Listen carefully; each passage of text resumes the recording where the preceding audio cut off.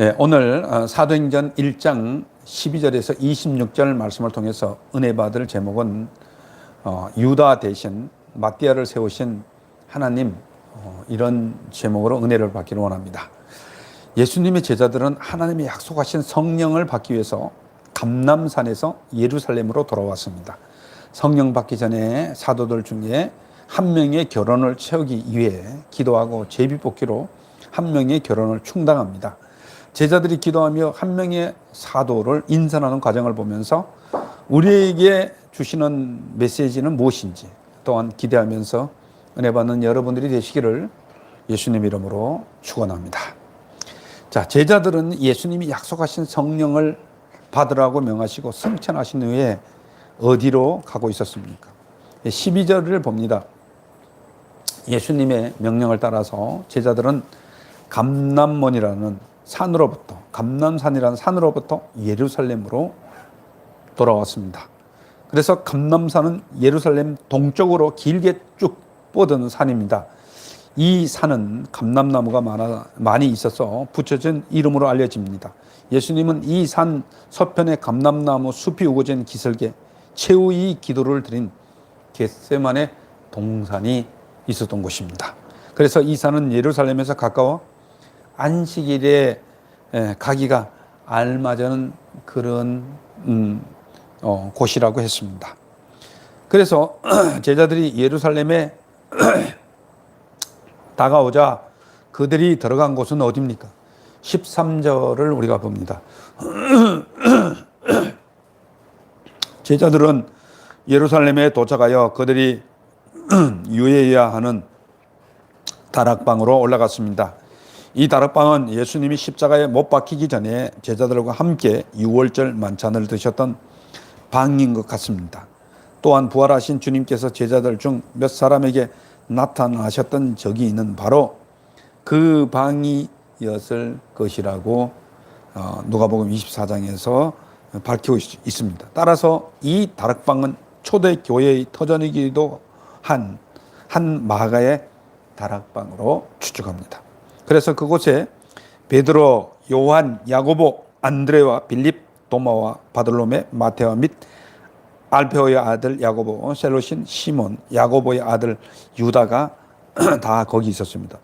누가는 이 명단을 분명하게 제시하는 이유는 사도의 무리수가 불완전하다는 것을 보여주는 것이라 우리가 볼 수 있습니다. 그래서 마띠아를 선택함으로 그 결혼을 보충하는 준비 단계로 이 말씀을 기록했다, 이렇게 우리가 볼 수 있습니다.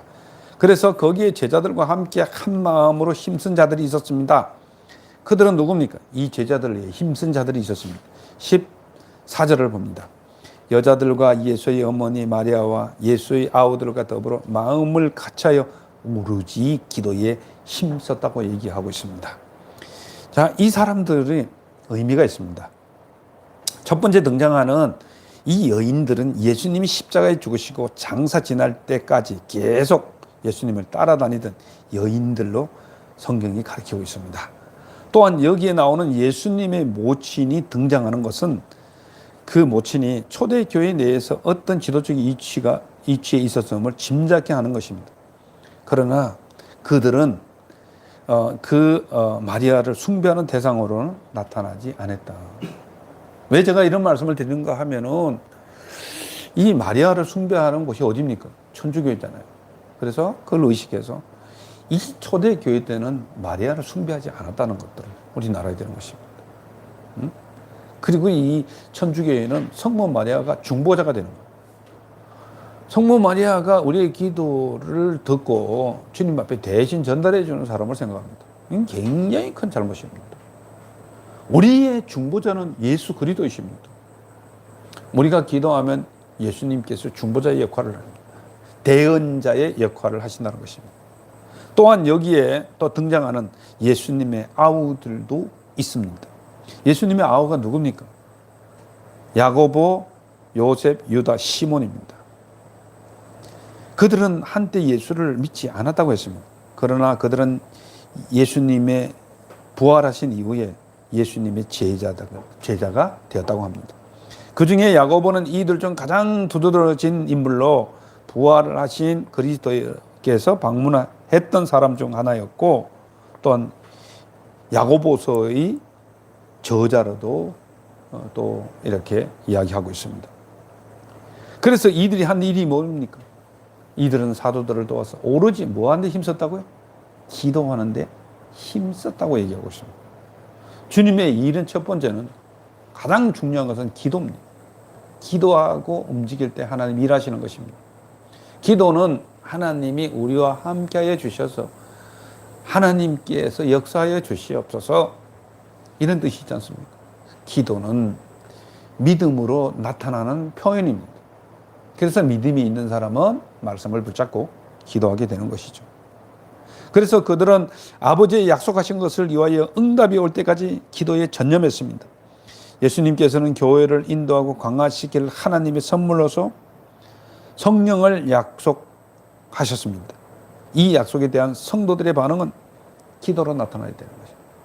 아무리 하나님의 말씀을 약속해 주셔도 그 말씀을 붙잡고 기도하지 않으면 아무 소용이 없습니다. 하나님의 말씀을 붙잡고 고백도 하고 하나님의 말씀을 붙잡고 기도도 할 때에 우리가 정말 바라는 것들을 얻을 수 있다는 사실을 우리는 알아야 돼요. 다시 말해서 초대교회가 성령을 받은 것은 기도할 때였습니다.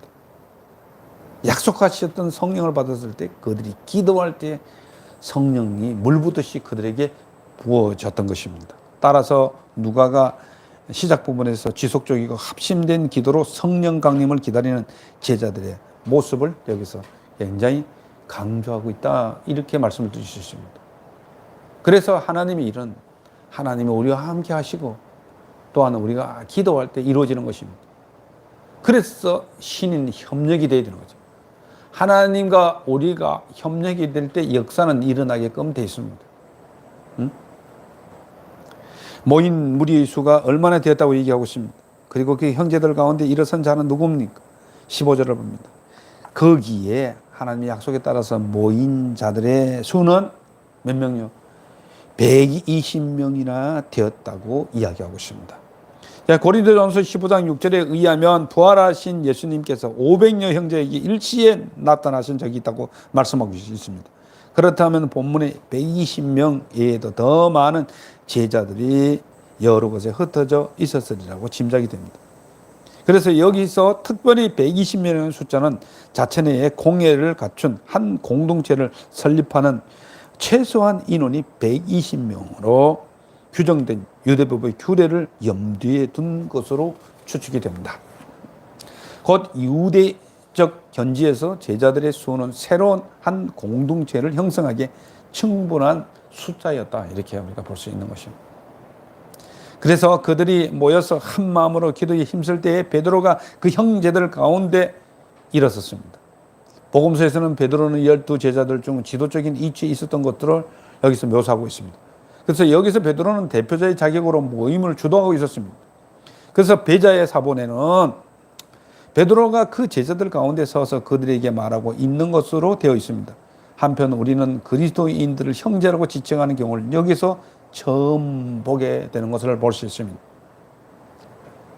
이것은 형제라는 것을 얘기함으로 말미암아서 초대교회의 구성원들을 가리키는 명칭이 여기서부터 탄생되는 것을 우리가 볼 수 있습니다.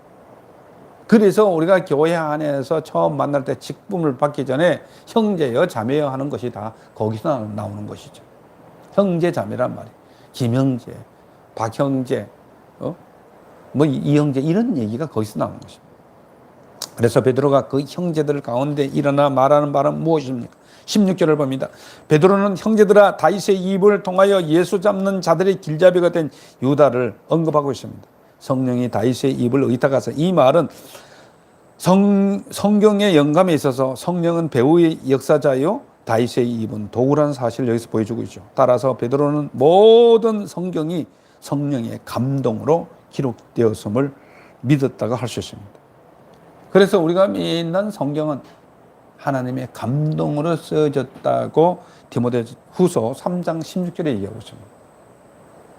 한편 베드로는 가룟 유다와 관련된 성경 말씀이 성취되었고 또 성취되어야 함을 강조하는 내용으로 자신의 설교를 시작하고 있습니다. 원래 가룟 유다는 12제자 중 한 사람으로 나름대로 그에게 할당되어진 사역 혹은 봉사의 몫을 담당했습니다. 이제 그가 없어졌기 때문에 다른 누군가에 의해서 그 공백이 메워져야 할 필요성이 있었던 것을 우리가 볼 수 있습니다. 그렇게 함으로 성경이 응하였으니 마땅하다고 얘기하고 있습니다. 그래서 이 베드로는 그 나름대로 성경을 인용하는 것을 볼 수 있어요. 20절에 인용된 시편 69편 25절, 109편 8절을 가리킨다고 보는 것이 지배적인 견해입니다. 그래서 베드로가 거론한 유다는 어떤 자였다고 말씀하고 있습니까? 자, 17절을 봅니다. 18절을 봅니다. 그 유다는 우리 제자들 수 가운데 참여하여 이 직무의 한 부분을 맡았던 자라고 이야기하고 있습니다. 그래서 가룟 유다는 예수의 일행의 회개 일을 맡았습니다. 이 직무는 그가 대단한 신임을 받았음을 보여주고 있는 것이죠. 이렇듯 중요한 위치에서 큰 신임을 얻은 위치에 있었음에도 불구하고 인간의 욕심을 따라서 결국 예수를 배신하는 중죄를 범하고 말았습니다. 그래서 이 직무에 해당되는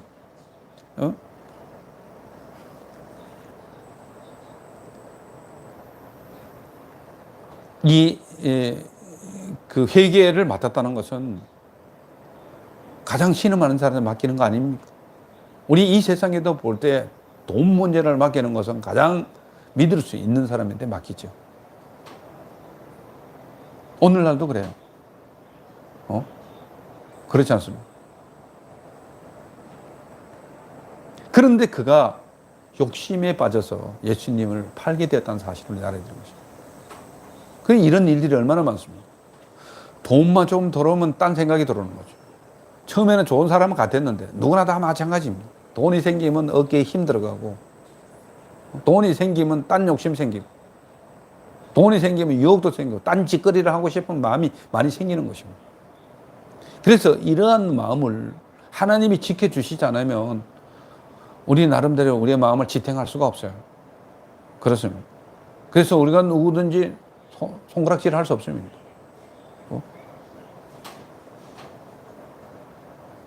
불법을 저지르고 탐욕에 눈이 어두워서 돈을 먹는 그런 지도자들을 우리가 많이 보지 않습니까? 돈이 그렇게 하는 겁니다. 그런데 은혜를 받은 사람은 돈이 있으면 더 낮아져야 되는 거죠.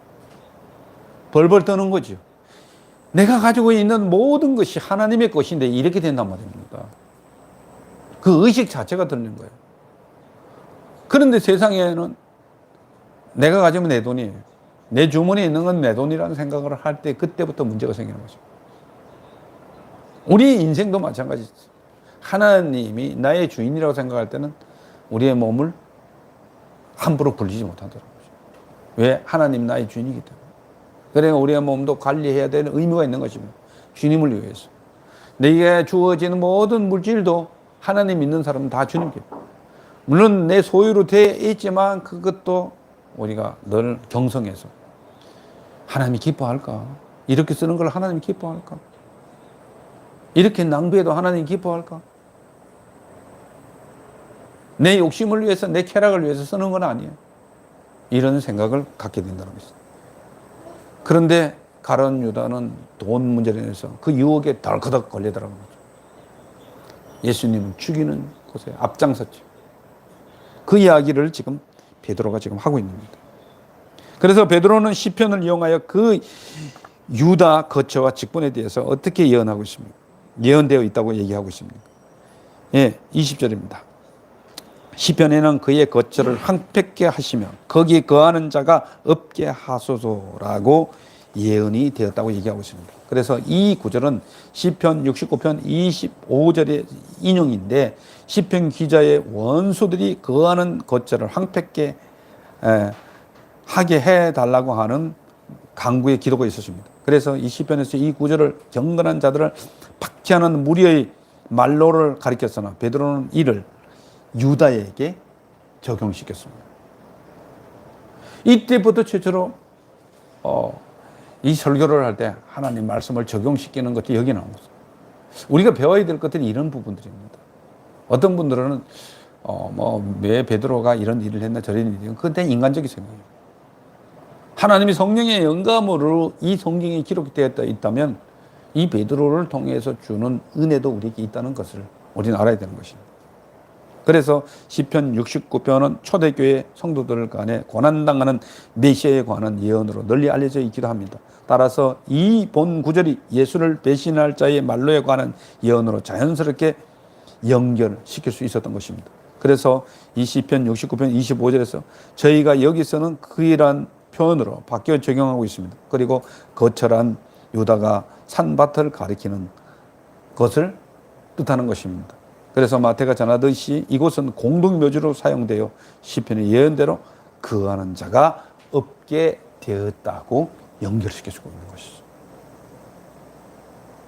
성령이 베드로에게 함께 해주지 않으면 이런 일을 할 수 있었겠습니까? 우리가 알기로는 베드로는 학자도 아니에요. 그의 신분은 어부였습니다. 갈릴리 사람들이었습니다. 근데 하나님께서 그의 지혜를 쓰시는 거예요. 성령이 함께하여 주셔서 정말 예수님으로부터 배웠던 것들을 그대로 사용하는 거죠. 시편도 갖다가 쓰고 이사야서도 갖다가 쓰고 적용시키는 힘이 여기 나오는 거예요. 그래서 저희가 설교를 하는 것도 이 본문을 보면서 구약의 것들을 갖다가 모세오경도 갖다 쓰고 시편도 갖다 쓰고 또한 이제 선지서에 나와 있는 그러한 구절들을 사용하는 이 일들이 여기서 일어나고 있는 것을 우리가 볼 수 있다. 이렇게 볼 수 있습니다. 또한 그의 직분을 타인이 취하게 하소서라는 것도 그냥 자기의 생각으로 얘기한 것이 아니고 시편 109편 8절의 인용으로 원수가 제 명을 다 하지 못하고 일찍 죽어 원수가 맡았던 막중한 임무를 타인이 취하게 해달라는 기도였습니다. 베드로는 이를 유다에 또한 적용시켜서 유다의 계승자로 임명하는 데 대한 보증으로 삼았습니다. 그래서 예수님께서는 의도적으로 이스라엘 12지파에 맞게 12사도를 임명하신 바가 있다고 얘기를 하고 있습니다. 그래서 이 12명의 결혼이 가룟 유다가 예수님을 배신함으로 말미암아서 빠졌으니 이 한 명을 이러한 근거로 채우겠다는 것들을 성경을 들어서 이야기하는 것입니다. 그래서 베드로가 유다 대신 다른 제자 한 사람을 세우는 동기부여를 여기서 또 하고 있습니다. 21절, 22절을 봅니다.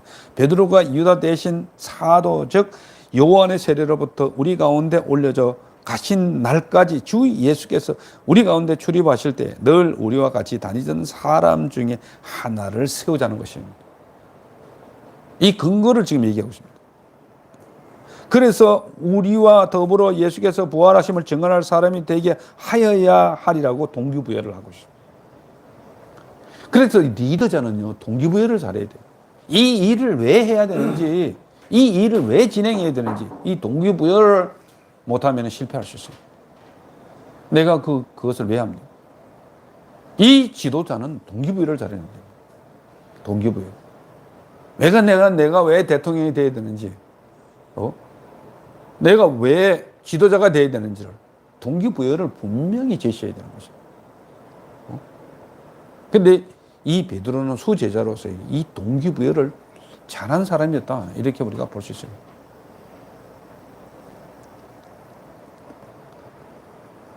그래서 가룟 유다의 자리를 메울 인물을 뽑자고 했던 이유는 단지 구약의 예언의 성취를 위해서뿐만 아니라 사도들에게 맡겨진 직무의 성격상 증거사역의 효과로 진행되기 위해서 반드시 충원이 필요했기 때문이라고 이야기하고 있습니다. 그래서 사도의 자격은요, 주님으로부터 직접 가르침을 받은 자입니다. 그래서 사도의 자격을 사도 바울은 그렇게 얘기하고 있습니다. 부활하신 예수를 직접 보고 예수의 증거자로서의 사명을 받은 자이고, 그런데 특별히 여기에 예수의 공생의 기간 동안 함께 생활했던 자라고 국간시키는 것은 12사도 중 한 명을 선택하고자 했기 때문이며, 또한 12사도의 사역 범위가 주로 유대인들과 관련된 것이었기 때문이라고 할 수 있겠습니다. 그래서 예수의 부활하심을 증거할 사람, 예수 그리스도의 부활을 부활은 사도들의 메시지의 초점이었고 본서의 핵심이 되는 그런 주제였습니다. 이것을 직접 보고 들은 사람을 뽑자는 것입니다. 우리들과 같이 12명의 사도와 같이 복음을 전하는 자로 이 결혼을 충당하자는 것입니다. 그래서 제자들은 청구한 두 사람이 있습니다. 누굽니까? 23절을 봅니다. 사도들이 두 사람을 청구한 사람은 하나는 바사바라고도 하고 별명은 유스도라고도 하는 요셉이 있었습니다. 또 한 사람은 누구였습니까? 마띠아라고 했습니다. 근데 이름이 많다는 것은 그 사람이 굉장히 귀한 사람, 영향력이 있는 사람입니다. 응? 남이 볼 때도 우리가 보면 이 사람 뽑아야지, 그렇게 했던 사람이라는 것을 볼 수 있습니다. 바사바라는 사람. 그렇지만 마띠아는 그냥 마띠아 이름 한 줄만 있습니다. 그래서 마띠아는 여호와의 선물, 주의 선물이라는 뜻입니다. 그리고 그는 누가복음 10장 1절에도 나오는 70인의 제자 중에 한 사람이었다. 그렇게 얘기를 하고 있습니다. 그리고 제자들이 두 사람을 청구하여 한 사람을 뽑기 전에 한 일이 무엇이었습니까? 이제 기도합니다. 24절, 25절에 보면 그들은 이 두 사람 중 한 사람을 뽑기 위해서 기도했습니다. 그들은 먼저 사도의 자기의 요건에 합당한 두 사람을 선택했지요. 히브리적인 사고방식에 의하면 이러한 경우에 제비를 뽑는 것이 일반적인 통례였단 말입니다. 지금은 제비를 잘 안 뽑죠. 왜냐하면 성령의 이끌음, 성령 받은 이후에는 성령에 의해서 하나님의 말씀에 비춰볼 때도 알 수 있기 때문에 제비 뽑는 일은 안 합니다. 근데 제비 뽑았다 해가지고 그 죄가 되는 겁니까? 그렇지는 않습니다. 이걸 우리가 알아야 되는 거죠. 똑같은 둘 중에서 하나를 결정하는 데 있어서 매우 합리적인 방법이기 때문입니다. 이제 그들의 투표를 하나님께서 주관해 주시기를 기도하시는 것이죠. 이렇게 돌려서 뽑는 거잖아요. 누가 뽑힐지 모르는 거예요. 우리도 보면은 말씀도 제비 뽑잖아요. 그게 아마 거기서 아마 비롯된 것 같아요. 그래서 이 제비 뽑기 하기 전에 그들이 기도했습니다. 뭇 사람의 마음을 아시는 주여, 이 두 사람 중에 누가 주님께 택한 바 된 사람입니까? 그리고 어떤 사람이 봉사 및 사도의 직무를 대신할 자인지를 보여달라고 기도한 것입니다. 유다는 자기 직무를 버리고 제 곳으로 갔나이다, 이렇게 얘기를 하고 있습니다. 그래서 기도하고 나서 한 제자를 뽑기 위해서 선택한 방식은 뭐였습니까? 26절에 보면 그들은 기도하고 난 후에 제비를 뽑았습니다. 그렇게 누구를 뽑았습니까? 우리가 의도대로 뽑은 것이 아니라 마띠아를 뽑은 것이죠. 그리고 나서 마띠아는 11사도의 수에 들어갔다고 얘기를 하고 있습니다. 신기한 일이 벌어진 거죠. 사도들이 생각할 때는 바사바가 뽑힐 거라고 생각했을 거예요. 그 사람이 더 능력이 있고 무엇을 봐도 그 사람이 뽑혔을 텐데 하나님은 마띠아가 뽑히겠습니다. 아무런 영향력이 없는 사람이 뽑혔다는 것을 볼 수 있습니다. 그래서 우리도 지도자들을 보면 앞에서 설치는 사람이라 해서 그 사람이 일 잘하는 건 아닙니다. 설치지 않아도 보이지 않는 가운데 일 잘하는 사람이 있습니다. 이 문제가, 이 정치꾼들의 문제가 거기에 있어요. 설치는 사람들이 되거든요. 옛날에는 깡패 비슷한 사람들이 됐다고. 앞에서 설쳐야 되는 거야. 떠밀어서 지도자가 된 사람들이 없습니다. 이런 것을 봅니다.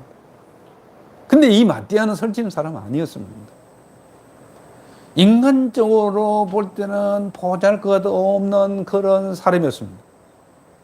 근데 제가 이 마띠아를 찾아보니까 다른 문헌에 보니까 전성에 보면 그를 바나바라고도 하고요. 또 요한복음을 인용해서 그는 요한복음에 나오는 나다나일 것이다. 근데 이 사람의 인물을 특징적으로 볼 때 앞으로 설친 사람은 아니었지만 이렇게 본다면 그는 아주 경건한 사람이었고 예수님이 알아볼 정도로 경건한 사람이었다. 이렇게도 우리가 볼 수가 있는 것이죠. 근데 재미있는 것은 제가 속해져 있는 이 총신대를 중심으로 해서 속해져 있는 이 합동측 교단이 우리나라에서 가장 큽니다. 근데 총회장을 뽑을 때 이 총회장에 자꾸 부조리가 생겨요.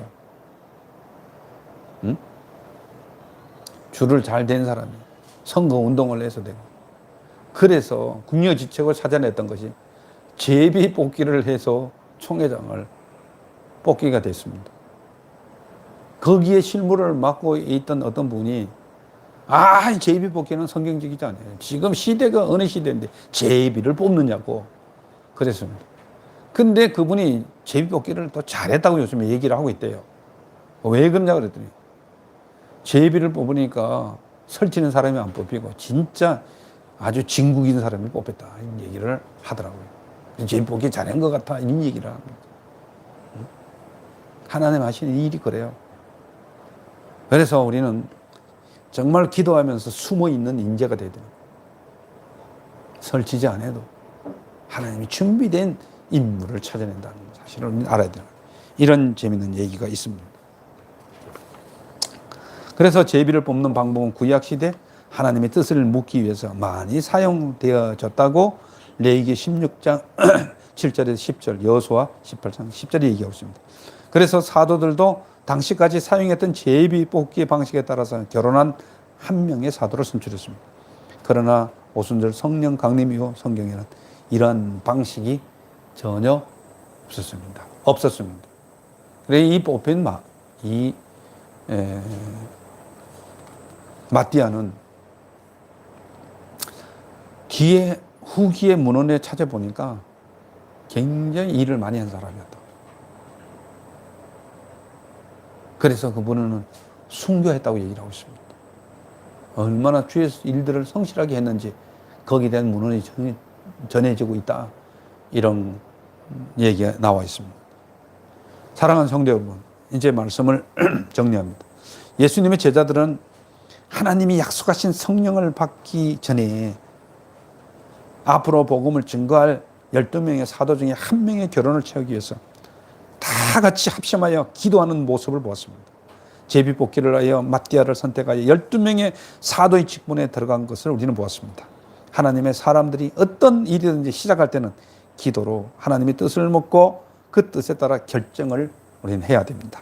그리고 그 과정도 인간의 방법이 아닌 하나님이 주신 지혜와 은혜의 방법으로 그 일정을 진행할 때 아름답고 값진 결과가 주어진다는 것을 확신하는 여러분들이 되시기를 예수님 이름으로 축원합니다.